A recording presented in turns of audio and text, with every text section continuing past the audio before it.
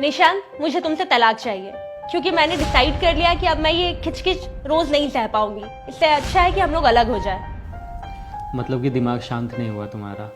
अब अगर यहाँ पर मैं भी तुम्हारी तरह चिल्लाकर बात करूँ तब तो हमारा तलाक पक्का है। लेकिन तुमसे एक छोटा सा रिक्वेस्ट है अभी कि तुम बस 5 मिनट के लिए मेरी बातों को ठंडे दिमाग से सुनना।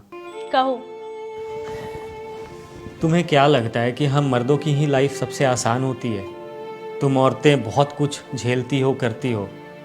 कभी खुद को ना हमारी जगह पर रख करके देखो और समझो, तो समझ में आएगा कि हम लोग क्या कुछ नहीं झेलते।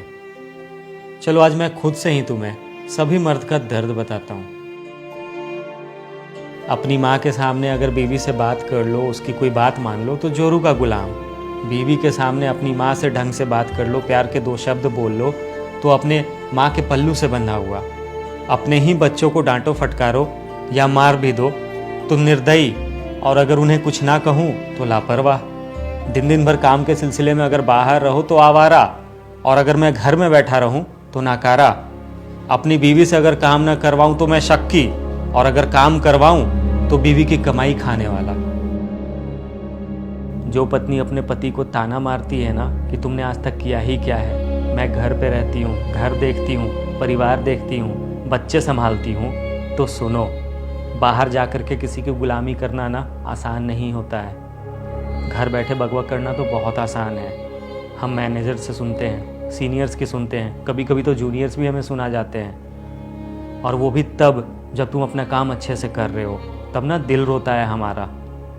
कभी कभी तो मन करता है कि जॉब ही छोड़ दे, पर परिवार का चेहरा सामने आ जाता है तो फिर हमें उबलते हुए खून को भी शांत करके काम करते रहना पड़ता है।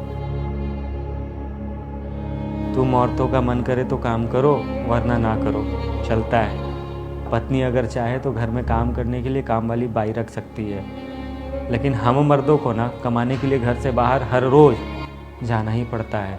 फिर चाहे गर्मी हो, बरसात हो या ठंड हो। एक एक पैसे कैसे जोड़ता है ना एक मर्द, वो शायद तुम लोग कभी नहीं समझ सकती। घर परिवार चलाने के लिए वो जितनी टेंशन में रहता है ना, उसे कोई नहीं समझ सकता है। बस थोड़ा सा नोक झोंक हो गया और तुम लोगों को तलाक ही चाहिए। अरे भाई, किस घर में थोड़ी सी नोक झोंक और झगड़ा नहीं होता है?